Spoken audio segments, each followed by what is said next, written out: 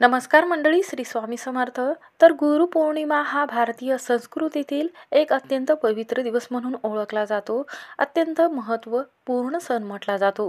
हा दिवस गुरु म्हणजे आध्यात्मिक, शैक्षणिक आणि वैयक्तिक जीवनातील मार्गदर्शक व्यक्तीच्या सन्मानार्थ साजरा केला जातो.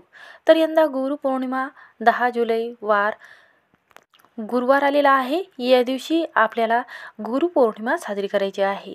हा संपूर्ण दिवस जो आहे हा आपल्या भारतामध्ये भक्तिभावाने आणि श्रद्धेने पाळला जातो. तर आपल्या हिंदू संस्कृतीमध्ये गुरुपौर्णिमेला एक विशेष धार्मिक आणि आध्यात्मिक स्थान आहे.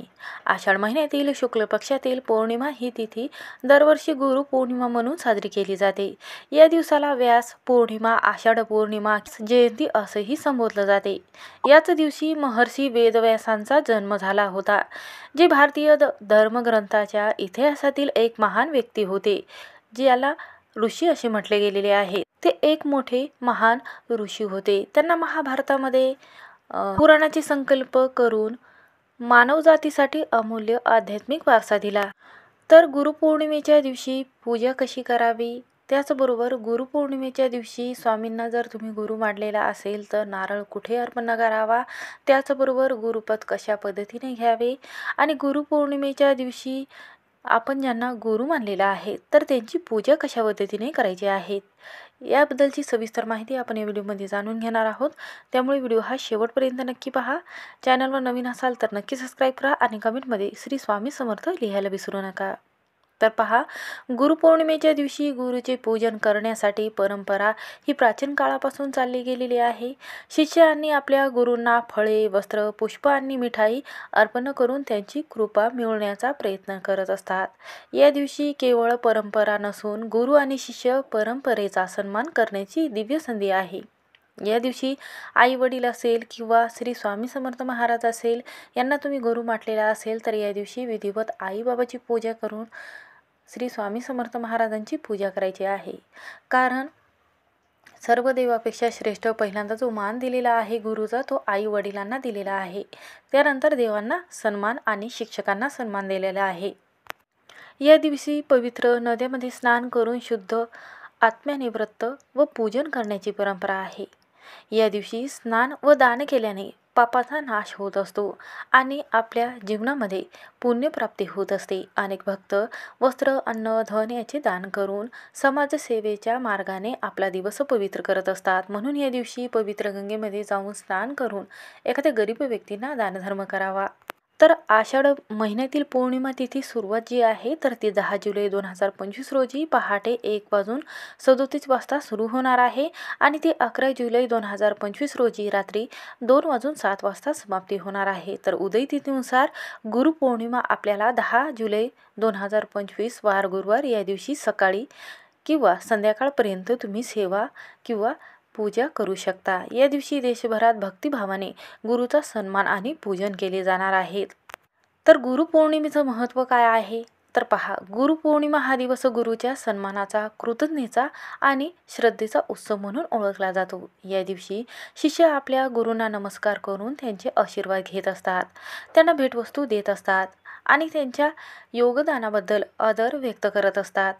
धार्मिक मान्यतेनुसार असं म्हटलं जाते की आषाढ पौर्णिमेला महर्षी वेदव्यासांचा जन्म झाला होता आणि त्यांनी वेदाचे विभागीकरण तसेच पुराणाचे आणि महाभारताचे लेखन करून मानवजातीसाठी अमूल्य ज्ञानाची खजिना दिला होता. त्यामुळे हा दिवस व्यास पौर्णिमा असं सुद्धा म्हटलं जाते. या दिवशी भगवान वेदव्यास, भगवान विष्णू आणि माता लक्ष्मी यांची पूजा केली जाते. त्यांच्या प्रति भक्तिभाव व्यक्त करून शांती, समृद्धी आणि ज्ञानप्राप्तीची प्रार्थना केली जाते. म्हणून आपल्याला नववर्षातील हा जो गुरुवार आहे हा अत्यंत शुभ मानला जातो. गुरुवार या दिवसावर नवग्रहाचा गुरु बृहस्पती म्हणजे गुरु ग्रहाचा प्रभाव असतो. तसेच गुरुवारी विशेष करून दत्तगुरु, दत्त अवतार आणि दत्त संप्रदायातील दिव्य सत्पुरुषाचे मनोभावे स्मरण केले जाते. दत्तगुरूंचा अवतार असलेले श्री स्वामी समर्थ महाराजांची यांची विशेष पूजा केली जाते. तर 2025 हे संपूर्ण वर्ष शनिदेवाची म्हटले गेलेले आहे. काही कुंडलीमध्ये शनी दोष असल्यामुळे बऱ्याच जणांची प्रगती थांबलेली आहे, अडचणी आलेल्या आहेत, दुःख संकट वाट्याला आलेले आहेत. कोणतेही इच्छा अपूर्ण राहिलेल्या आहेत आणि येईल हे जे वर्ष आहे तर येईल या वर्षामध्ये आपली भरभरून प्रगती व्हावी, घरात सुख समृद्धी नांदावी. त्याचबरोबर हा जो नवीन वर्ष आहे हा मुलांच्या शिक्षणामध्ये, त्याचबरोबर घरामध्ये सुख समृद्धी वाद कमी होण्यासाठी हा उपाय अत्यंत महत्त्वाचा मानला जातो. म्हणून गुरुपौर्णिमा कशी साजरी करावी आणि असा एक दिवा आपल्याला लावायचा आहे. हा दिवा लावल्यामुळे पती पत्नीमध्ये वाद होत असेल तर वाद कमी व्हायला लागतात. त्याचबरोबर लग्न लवकर जुळत नाही तर लग्न लवकर जुळेल. त्याचबरोबर आपल्या जीवनातील मंगळ व गुरुबळ जे आहे हा मजबूत करण्याकरिता नवीन वर्षामध्ये आपल्याला यंदा 10 जुलै वार गुरुवार या दिवशी आपल्याला हा अत्यंत प्रभावी उपाय करायचा आहे, ज्यामुळे आपल्याला कोणत्याही कामामध्ये यश येईल. आपल्या जीवनात समस्या असेल त्या दूर होतील, लग्न कार्य लवकर जमेल, त्याचबरोबर प्रत्येक कामामध्ये यश मिळेल. नोकरी असेल, दुकान असेल किंवा व्यवसाय असेल यामध्ये भरभरून यश तुम्हाला मिळेल. तर बृहस्पती आहे किंवा जे गुरुग्रह आहे हा मजबूत करण्यासाठी कोणते उपाय करायचे आहे, सेवा कशी करायची आहे, वर्षभर गुळवळ हवे असेल तर जीवनात येणारे अडथळे संकटे कमी करण्यासाठी हा उपाय खूप प्रभावी म्हटला जातो. म्हणून हा उपाय केल्याने तुमच्या प्रत्येक कामामध्ये तुम्हाला सुख आणि लक्ष्मी अखंड स्वरूपात घरामध्ये राहील. या वर्षामध्ये तुम्हाला पैशाची व जे कर्ज आहे ते सुद्धा कमी होण्यास मदत होत असते. आपण रोज पूजा केल्याने आणि स्वामींची सेवा केल्याने आपल्या पदरामध्ये जे हवं आहे त्याच्यापेक्षा दुप्पट पटीने आपल्याला प्राप्त होईल. आपल्या घरातील सर्व सदस्यांची भरभरून प्रगती होईल. यश, संपत्ती, धैर्य, वैभव, घरातील वातावरण शुद्ध होईल. घरात लक्ष्मी निवास करेल. तसंच घरातील जो प्रखर पितृदोष आहे, जो लहानपासून तर मोठ्या मुलापर्यंत आपल्या घरातील पती आहे त्यांच्यापर्यंत पितृदोष लागत असतो. पितृदोष लागल्यामुळे वादविवाद होतात, नकारात्मकता वाढत असते आणि घरामध्ये जास्तीत जास्त वाद व्हायला लागतात. आपण कोणतंही काम करायला जातो त्यामध्ये यश मिळत नाही. आपल्या घरातील सर्व सदस्याची भरभरून प्रगती होणार आहे. म्हणून हा उपाय करणं तेवढंच महत्त्वाचं आहे. तर उपाय बघूया कशा पद्धतीने करायचा आहे. तर पहा, आपल्या घरात सुख समृद्धी आणि घरातील वातावरण शुद्ध होण्यासाठी हा उपाय करायचा आहे. आपलं मन एका जागेवर राहावं, स्थिर राहावं किंवा आपल्या घरामध्ये आपल्या मनासारखं व्हावं त्यासाठी आपल्याला हा उपाय करायचा आहे. तर पहा, घरामध्ये जर मुले आजारी पडत असेल त्यामुळे घरात आलेला जो पैसा आहे हा आपला आजारपणामध्ये जर जात असेल, आपल्या घरामध्ये भरपूर सदस्य असतात किंवा भाऊ असतो परंतु घरातील एका व्यक्तीचं दुसऱ्या व्यक्तीसोबत पटत नाही, घरामध्ये एकमेकाचा चेहरा बघावासं वाटत नाही, ज्यामुळे घरातील पती पत्नी असेल यांच्यामध्ये जास्त वाद व्हायला लागतात. यामुळे याचा प्रभाव जो आहे हा आपल्या मोठ्या मुलावर किंवा छोट्या मुलावर होत असतो. त्याचबरोबर घरामध्ये लग्न कार्य लवकर जुळत नाही, हातात काम घेतलेलं पूर्ण होत नाही. घरातील पुरुष मंडळी आहेत तर त्यांच्या कामामध्ये अडथळे येतात, प्रगती होत नसेल. तसेच घरातील लहान मुले आहे हे शिकायला बाहेरगावी गेलेले असेल तर त्यांची प्रगती होत नाही. लक्ष्मी घरामध्ये असल्यासारखं वाटत नाही, पैसा घरामध्ये टिकत नाही. यासारख्या समस्या जर उद्भवत असेल त्यासाठी हा अत्यंत प्रभावी उपाय करायचा आहे, ज्यामुळे घराची आणि मुलाची इतकी प्रगती होईल की थांबणार नाही.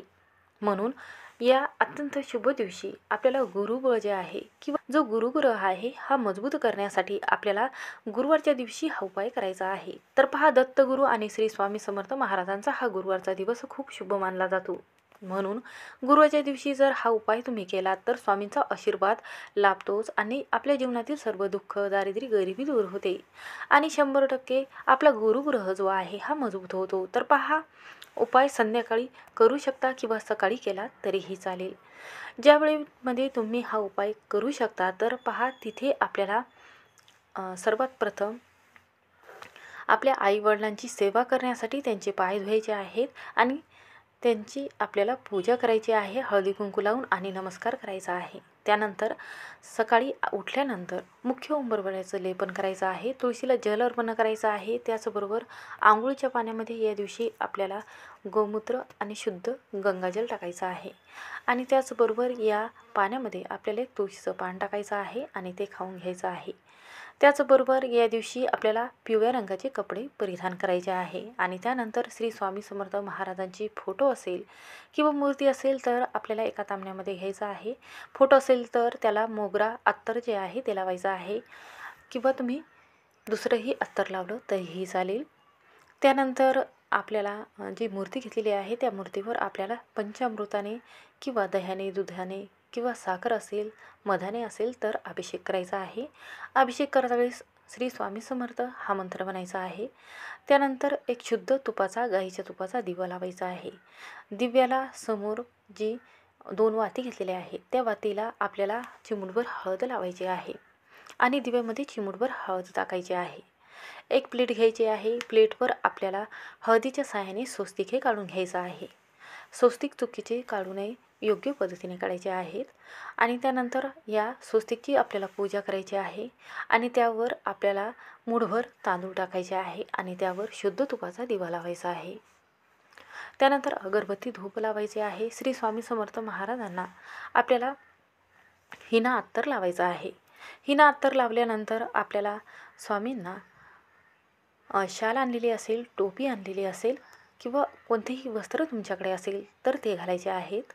त्यांना माळ घालायची आहे. त्याचबरोबर त्यांना चाफा किंवा पिवळ्या रंगाची फुले अर्पण करायचे आहे.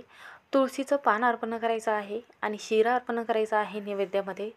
त्याचबरोबर त्यांना कांदी भजी असेल किंवा भाकर असेल तर हे जे पदार्थ आहे त्यांना अत्यंत प्रिय आहे. शिरा असेल, खीर असेल तर हे पदार्थ तुम्ही जेव्हा ठेवता, हा नैवेद्य तुम्ही ठेवत आहात त्यावेळेस तुम्हाला तुळशीचं पान ठेवायचं आहे. कारण स्वामींना ब्रह्मांड नायक म्हटले गेलेले आहेत. सर्व देवांचा वास यांच्यामध्ये असतो. असं म्हटलं जाते की स्वामींची पूजा केल्याने सर्व देवांचा आशीर्वाद लाभत असतो. जसं की ब्रह्मा, विष्णू आणि महेश या त्रिदेवांचा वास श्री स्वामी समर्थ महाराजांच्या फोटोमध्ये असतो, त्यांच्या मूर्तीमध्ये असतो. म्हणून श्री स्वामी समर्थ महाराजांची पूजा केल्याने घरात अखंड लक्ष्मी नांदत असते. आता आपल्याला उपाय कसा करायचा आहे ते बघूयात. तर पहा, उपाय करण्यासाठी इथे आपल्याला 1 ग्लास भरून घ्यायचा आहे. ग्लास भरून घेत असताना तुम्ही इथे तांब्याचा वापर करू शकता किंवा साधा ग्लास घेतला तरीही चालेल. त्यानंतर आपल्याला इथे एक आसन घ्यायचं आहे. दिवा लावल्यानंतर हा उपाय आपल्याला करायचा आहे. त्यानंतर एक अगरबत्ती लावायची आहे आणि पिण्याचे पाणी 1 ग्लास भरून आपल्याला घ्यायचे आहे. त्यानंतर आपल्याला एक आसन घेतल्यानंतर मांडी घालून बसायचं आहे आणि त्यानंतर अगरबत्ती लावून आपल्याला अर्धा तास किंवा 15 ते 20 मिनिटे आपल्याला श्री स्वामी समर्थ, श्री स्वामी समर्थ हा मंत्र म्हणायचा आहे. जोपर्यंत अगरबत्ती पूर्णपणे संपत नाही तोपर्यंत आपल्याला अखंड हा नामजप चालू ठेवायचा आहे आणि आपल्याला त्या पाण्याकडे एकटक बघत आपल्याला श्री स्वामी समर्थ हा मंत्र म्हणायचा आहे. त्यानंतर आपल्याला जी अगरबत्ती विझलेली आहे त्याची विभूती पडलेली आहे तर ती विभूती आपल्याला घ्यायची आहे आणि त्यानंतर आपल्या उजव्या हाताने यावर फुंकर आपल्याला मारायचे आहे आणि जो ग्लास घेतलेला आहे त्या ग्लासमध्ये आपल्याला विभूती टाकायची आहे.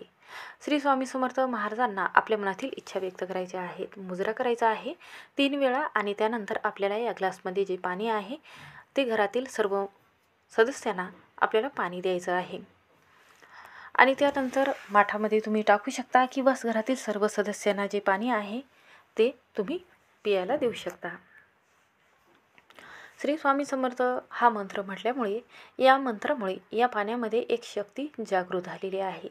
ही शक्ती आपल्या कर्त्या पुरुषाचे कोणत्याही कामामध्ये समस्या अडचणी येत असेल तर त्या दूर करण्याकरिता खूप प्रभावी म्हटला जातो. घरामध्ये नकारात्मकता असेल, नजर लागलेली असेल किंवा बाहेर एखादी वस्तू तुम्ही ओलांडलेली असेल ज्यामुळे तुम्हाला नकारात्मकता लागलेली आहे, दोष न लागावे व आपल्या कोणत्याही कामामध्ये आपल्याला प्रगतीचे जे मार्ग आहे यामध्ये अडथळे येत असेल तर हा उपाय खूप प्रभावी म्हटला जातो. त्याचबरोबर या दिवशी आपल्याला हा उपाय करण्याबरोबरच काही उपाय करायचे आहेत. तर पहा, या दिवशी पूजा झाल्यानंतरही त्यानंतर आपल्याला 11 माळीचा जप करायचा आहे. त्यानंतर श्री स्वामी समर्थ सारा अमृत 1 ते 21 अध्याय संपूर्ण पाठ करायचा आहे. त्यानंतर तारक मंत्र 11 वेळा म्हणायचा आहे आणि त्यानंतर आपल्याला श्री स्वामी समर्थ महाराजांची आरती म्हणायची आहे आणि या दिवशी आपल्याला श्री स्वामी समर्थ महाराजांच्या मंदिरात जाऊन नारळ अर्पण करायचा आहे. तुम्ही गुरुपद घेऊ शकता. गुरुपद घेताना नारळ अर्पण करताना काय बोलायचं आहे ते बघूयात. तर पहा, आजपासून आपणच आमचे गुरु, माता, पिता, बंधू, सखा, सर्वस्व आहात. आपणच आमचा योगक्षेम चालवावा. या गोष्टीची जाणीव पदोपदी ठेवून मी आपली तन, मन, धन व वाणीची सेवा करेन. तसेच माझ्या जीवनातील शिल्लक वेळ मी राष्ट्रकार्यासाठी देईन आणि कोणाची मन दुखवणार, कोणाला अपमानित होईल असं वागणार नाही. माझ्याकडून जेवढी मदत होईल तेवढी मदत करेन आणि माझ्या मनातील इच्छा पूर्ण व्हाव्यात आणि माझ्याकडून दरवर्षी श्री स्वामी समर्थ महाराजांची सेवा माझ्या हातून घडावी. स्वामी समर्थ महाराजांचे चारित्र सारामृत या पठणाचं पूर्ण पारायण व्हावं अशी मी श्रद्धा आणि माझ्या मनात एक इच्छा ठेवून श्री स्वामी समर्थ महाराजांच्या चरणी आपल्याला हे वाक्य जे आहे किंवा गुरुपद तुम्ही घेतलेला आहे तर संकल्प असेल हे अर्पण करायचं आहे. त्याचबरोबर या दिवशी श्री स्वामी समर्थ महाराजांच्या मंदिरामध्ये आपल्याला पेढ्याचा बॉक्स असेल किंवा सोनपापडी असेल किंवा लाडू असेल, राजगिऱ्याची केळी असेल तर ह्या ज्या वस्तू आहे ह्या दान करायच्या आहेत. तुम्ही त्या दिवशी करू शकता किंवा आदल्या दिवशी नेऊन दिलं तरीही चालेल. तर फक्त या स्वामींच्या वचनावर आणि स्वामीवर विश्वास ठेवा. स्वामी सदैव आपल्या पाठीशी असतात, पण आपणच त्यांना ओळखू शकत नाही. कुठल्या ना कुठल्या मार्गाने स्वामी आपल्याबरोबर नेहमी असतात. फक्त आपण हे लक्षात ठेवायला हवे. स्वामी सदैव माझ्याबरोबर आहेत हे सांगितले जाते. अनेक स्वामी भक्तांनी या बाबतीत अनुभव कथन करून ठेवलेले आहेत. आपणही संकल्पाने सुरुवात आणि अनुभव घ्यावा. गुरुवारी केळीच्या झाडाची पूजा करून शुद्ध तुपाचा दिवा लावावा. यामुळे आपल्या श्री स्वामी समर्थ महाराजांची सेवाही होते आणि भगवान श्री हरिविष्णूची पूजाही केली जाते आणि माता लक्ष्मी घरात अखंड वास करत असते. म्हणून हा उपाय करून पहा. श्री स्वामी समर्थ. व्हिडिओ आवडला असेल तर स्किप न करता शेवटपर्यंत नक्की पहा.